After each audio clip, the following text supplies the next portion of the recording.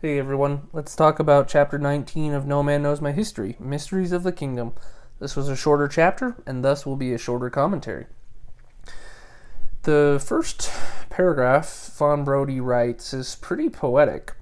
A man's memory is bound to be a distortion of his past in accordance with his present interests, and the most faithful autobiography is likely to mirror less what a man was than what he has become.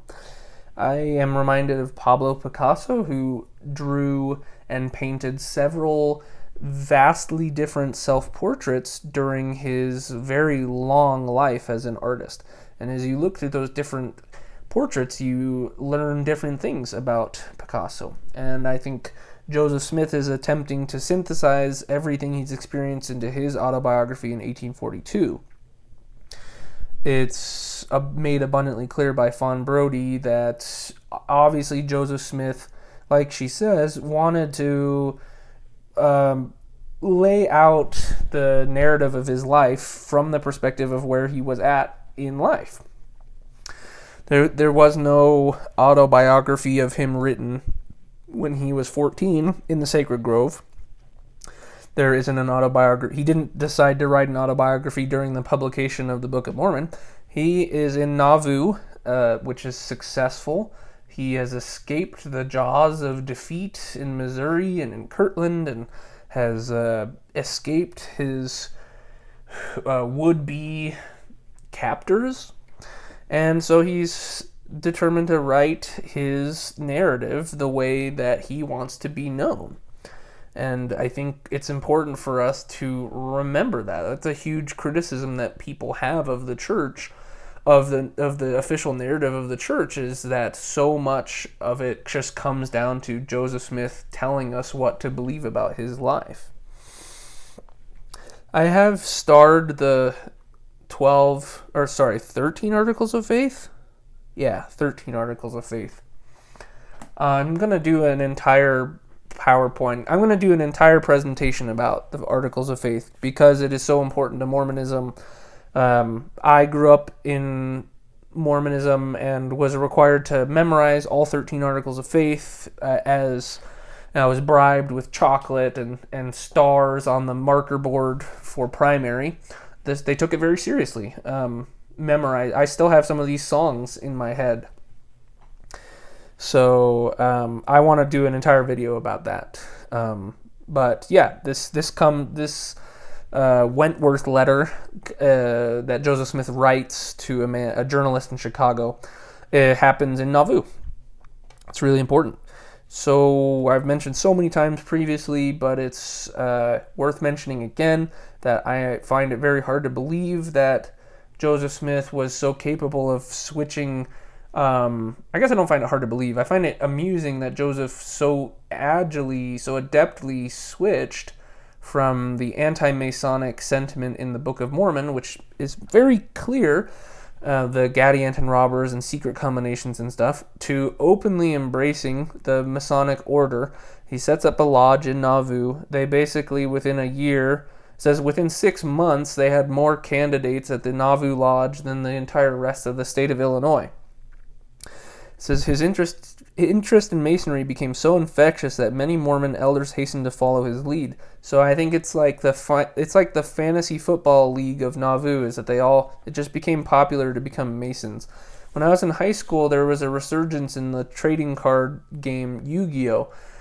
Amongst my friends, and I went through a really intense phase of building competitive Yu-Gi-Oh! Decks for battles, and we would go to the card shop, and even though it wasn't led by me, my friends were really into it, and so I got roped into it as well. It's fun to see that the elders of Zion are just kind of looking at whatever Joseph Smith thinks is worth doing as a hobby or interest, and they say, oh yeah, this is where we need to be too.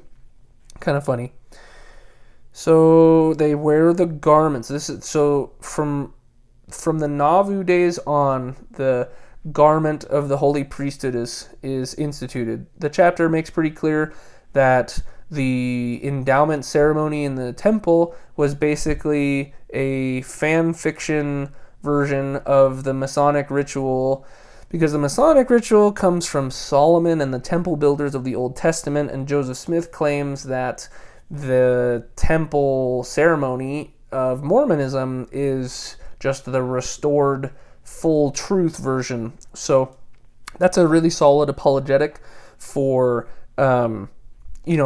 people go, oh, don't you know that the Mormon church, the Mormon ceremony in the temple just plagiarized the Masons? And I think I've seen people on TikTok be quick to say, oh, this is a lie. Like, there's nothing Masonic about the temple. If you say that, you are going against Joseph Smith, who openly taught, like, of course the endowment ceremony is Masonic in nature. The Masonic, we're temple builders. This is a temple. What else would you expect to do in a temple? So I think that makes sense.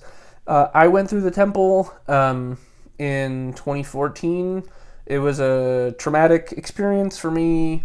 At the time, I was with loved ones who I trusted, and so I was led to believe that the difficult experience of going for your first time gets better as you keep going. When I came home from my mission, I served in the temple frequently. I attended the temple. I was never a temple worker, but I attended the temple as a patron many times of my own volition. While other people were spending their 20s having fun with friends, dating, going out and enjoying college, I was spending my free time at the temple. Kind of lame. Obviously, I can't take it back. And at the time, I thought it was really useful. But the garments, I wore the garments. If you don't know what that is, when you get endowed in the Mormon temple, you are given a pair of underwear, a shirt and pants, and shirt and undergarments. And they have these symbols written on them that are Masonic symbols. It says so when I was in the temple in the 2010s, they make the marks seem really innocent and like beautiful. For example, the mark on your navel, I think, is a symbol to remember that, like all nourishment comes from God. But in Joseph Smith's time, it says there was also a slash in the garment across the abdomen, symbolic of the disemboweling that would be the fate of anyone who revealed the sacred secrets. This is a cult. I don't mean to say that in the way of like it's irredeemably bad or anything. It just is a cult. You make sacred oaths that if you reveal the secrets of what goes on, then you will be spiritually, if not physically, disemboweled. And in the time of Brigham Young and in the early 20th century, it's my understanding that people used to also include in the temple ceremony basically a prayer or covenant to avenge the death of Joseph Smith, which is not currently in the temple and was not in the temple when I went through, but I have since learned that was the case. There's a lot of really challenging aspects of the Mormon temple, more than I care to get into in this short commentary. But the Mormon temple, of course, continues to be the emblem. It's the symbolic emblem of Mormonism. There's the angel Moroni, which is at the top of every temple. That's probably the symbol that we're most recognized by. I think in the United States military, chaplains that are LDS chaplains have the angel of Moroni patch to signify their denomination. So there's that. But the temple is still a really strong image. If you live in Washington, D.C., Virginia, Baltimore area, you will no doubt have passed the giant Baltimore temple. I don't know, Washington, D.C. temple, whatever temple it's called, that one. The green Wizard of Oz looking one. San Diego, of course, is famous for Disneyland, which, of course, the San Diego temple. That's my favorite one. I have a lot of negative things to say and a lot of negative experiences attached to the temple, but I will say the San Diego temple is really, really beautiful, in my opinion. I was married in the Salt Lake Temple, and yes, I have attended the live sessions. So, as this chapter made clear, the part of the endowment was witnessing this narrative about basically the Genesis story of the creation of the world. And that live version has evolved in many ways, but they were still doing it in Salt Lake up until a few years ago when they closed the temple for, I think last year even, they closed the temple for renovations. And so I have been to a live endowment ceremony that in many ways is pretty similar to what people in Nauvoo would have experienced, which is pretty cool. That being said, yeah, a lot of negative things. It's not good. The temple, in many ways, the temple is not good. At very least, it's really boring. Okay. So, baptism for the dead is a really interesting and unique concept. I have never heard of a religion having quite the same doctrine about baptism for the dead or ordinances for the dead that Mormons do. If you're a Mormon, you're taught to believe that this is like God's most loving thing, because in Christianity, if you don't get baptized or are not saved by Jesus, you go to hell. And in Mormon theology, there's kind of a alternate path. You know how, like, in the United States, to become a teacher, you have to get credentials. Usually you have to get a bachelor's degree and then get teaching credentials. But like, there are alternate paths to licensure for people who didn't go to the traditional path of becoming a teacher in the United States. Very similar. In Mormon theology, ideally, you would accept the gospel in this life and prepare yourself for the celestial kingdom. But Mormon theology makes it so that basically everyone who has ever lived on planet Earth can be saved, which is good. The problem is they tend to have a sense of self-righteousness about trying to save everyone. Like it says, Nauvoo had become the center not only of the world, but also of the universe.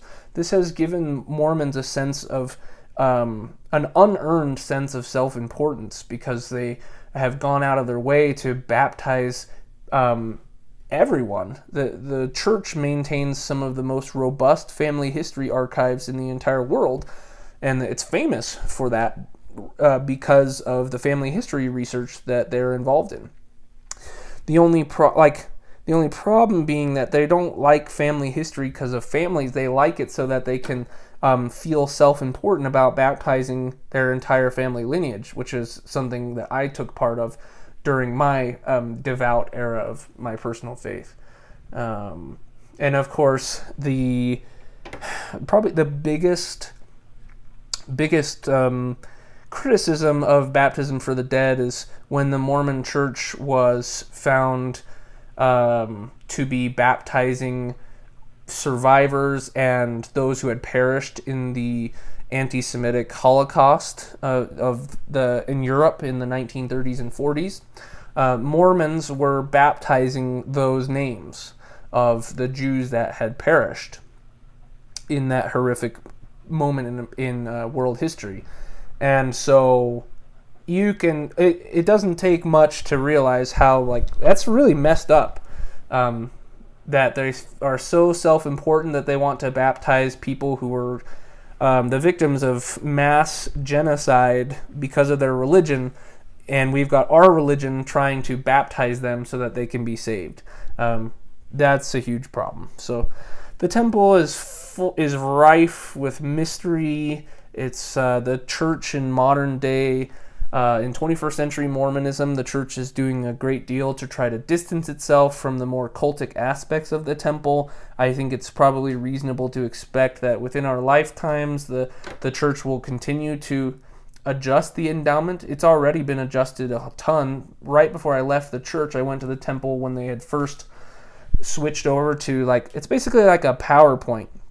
So they have a live session with, like, actors reciting memorized lines, like Shakespeare, in the Manti Temple and the Salt Lake Temple, which are closed during COVID and for renovations. But other than that, other than those two examples, everywhere else is a movie.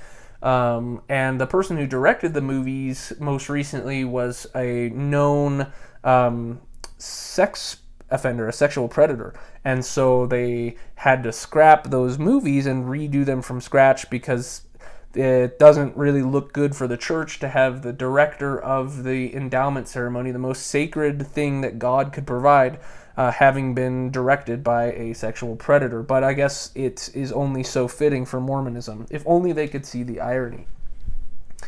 But yeah, so it's a movie, and it's not even a movie. It's like a slideshow almost. It's like pictures with voices. It's not good. And I think there is part of the movie. It's been a while since I've been. Suffice it to say, the temple is very strange. The Mormon Church knows the reputation it has. On social media, people like myself have blasted the church for the temple, the lack of informed consent.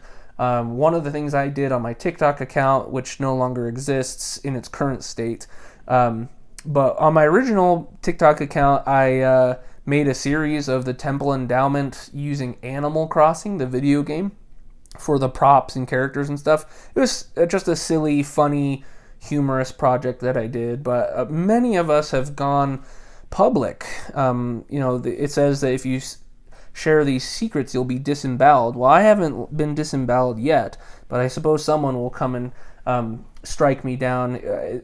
God hasn't done so, at least. So, at any rate, that's all for this chapter. My voice is gone. Hopefully, I will recover from my sickness so that I can continue. I've got another week before school starts up again, so I will try to record as much as I can. We are almost done. We're probably more than 2/3 of the way through the book. We're at chapter 20, and I think there are 27 chapters. So, woohoo! We are almost done. This has been a really fun project, and I hope you enjoyed it as well. See ya!